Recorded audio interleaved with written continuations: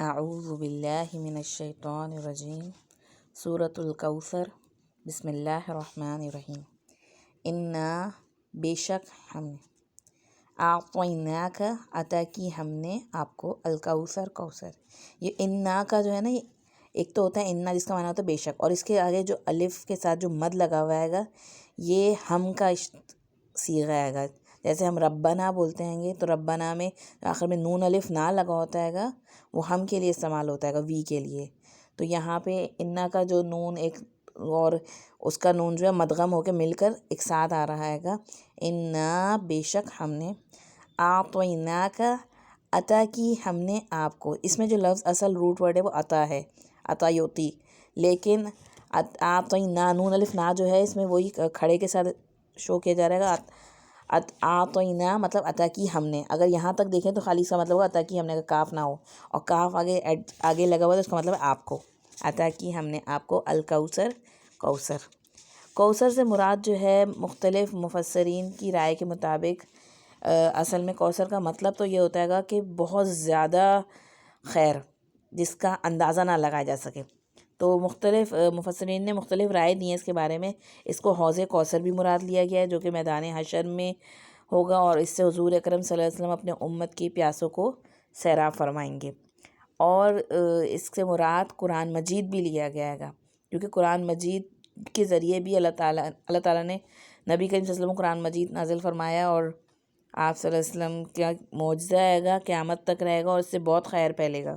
اسی طرح اس کی ایک مثال نبی کریم صلی اللہ علیہ وسلم کو عطا کی گئی حکمت بھی ہے. قرآن مجید میں سورۃ البقرہ میں آتا ہے گا یؤتی الحکمۃ من یشاء ومن یؤت الحکمۃ فقد اوتی خیرا کثیرا. وہ جس کو چاہتا ہے حکمت عطا کرتا ہے، اور جسے حکمت دے دی گئی اسے تو خیر کثیر عطا ہو گیا. تو اس سے مختلف رائے میں تفاسیر میں کئی رائے آتی ہیں. اس سے مراد آپ صلی اللہ علیہ وسلم کی فیض و برکات بھی ہیں، اور اس سے مراد دین اسلام اور صحابہ اکرام رضی اللہ کی کثرت ہے، اور آپ صلی اللہ علیہ وسلم کا جو ذکر بلند کیا گیا ہے گا وَرَفَعْنَا لَكَ ذِكْرَكَ. یہ سب چیزیں جو ہیں نبی کریم صلی اللہ علیہ وسلم کو جو عطا کی گئی ہیں گی وہ سب اس میں آتی ہیں گی. اور ان سب کا فائدہ جو ہے گا مطلب آپ صلی اللہ علیہ وسلم کی ذات کے ذریعے آپ کی پوری امت کو اس سے فائدہ اور استراب کیا گیا گا. تو یہاں پہ آ رہا ہے گا کہ بے شک ہم نے آپ کو عطا کیا الکوثر. فصلی لربک وانحر، بس آپ نماز پڑھیے اپنے رب کے لیے اور قربانی کیجیے. فصلی صلاۃ کہتے ہیں نماز کو. تو یہاں پہ فا جو آتا ہے اسٹارٹنگ میں اس کا معنی ہوتا ہے پس یا پھر تو نماز پڑھیے. لربک اپنے رب کے لیے. لام جو ہے کے لیے استعمال ہوتا ہے گا، للہ اللہ کے لیے. تو لربک اپنے رب کے لیے. سامنے ربی کا جیسے تمہارا رب ہوتا ہے گا تو میں کہوں گی کہ تمہارا رب یعنی اپنا رب تمہارا، اپنے رب کے لیے. ونحر اور قربانی کیجیے. نہر کہتے ہیں گے اونٹ کی قربانی کو. تو جب اللہ تعالیٰ آپ کو خیر کثیر دے رہے گا تو اللہ کی کیا کریں، اب آپ نے مزید نماز پڑھنے اور قربانی کریں. دیکھیں نماز کو ساتھ قربانی کو لایا گیا. قربانی ایک عبادت ہے.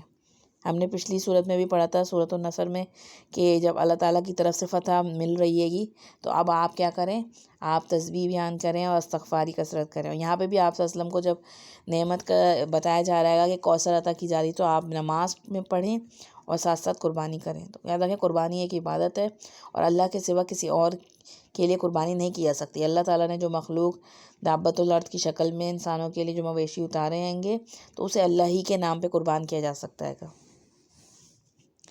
آگے آ رہے ہیں انا بے شک. اب یہ سنگل انا کی فارم ہے بے شک، اور اوپر جو آئی تھی وہ انا کھینچ کے جس میں الف لگا ہوا تھا وہ بے شک ہم تھا. انا شانیہ کا، بے شک دشمن آپ کا. شانیہ جو ہے نا وہ کہتے ہیں بہت ہی بغض و عداوت رکھنے والے دشمن کو کہتے ہیں گے، جس کے اندر بہت زیادہ بغض و عداوت ہو دشمنی میں.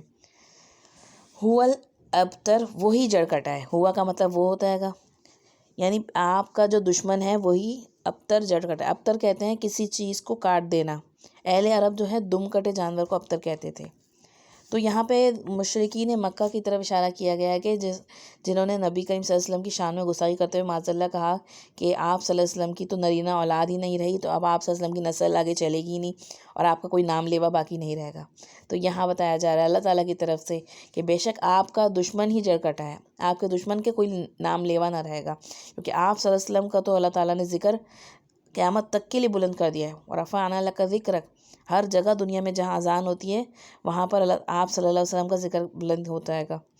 تو یہ جو آپ کے دشمن ہیں، جو آج آپ صلی اللہ علیہ وسلم پر طعنہ زنی کر رہے ہیں گے اور آپ صلی اللہ علیہ وسلم کو باتیں سنا رہے ہیں گے، ایک وقت آئے گا ان کا کوئی نام لیوا باقی نہیں رہے گا، اور تاریخ میں ان کو یاد بھی رکھا جائے گا تو بہت ہی برے الفاظوں میں، لعنت ملامت کر کے لوگ یاد کرتے ہیں گے ابو جہل کو، ابو لہب کو۔ تو یہ وہ دشمن تھے آپ صلی اللہ علیہ وسلم کے، اور آپ صلی اللہ علیہ وسلم کو اس صورت میں ایک طرح کی خوشخبری دی گئی ہے گی، اور مزید یہ کہ جہاں کوئی خوشی کی خبر دی جاتی ہے گی تو وہاں پہ مزید عاجزی اور انکساری کا معاملہ نظر آتا ہے کہ آپ مزید اپنی عبادت میں اور اللہ تعالیٰ کے تعلق میں مضبوط ہو جائیے۔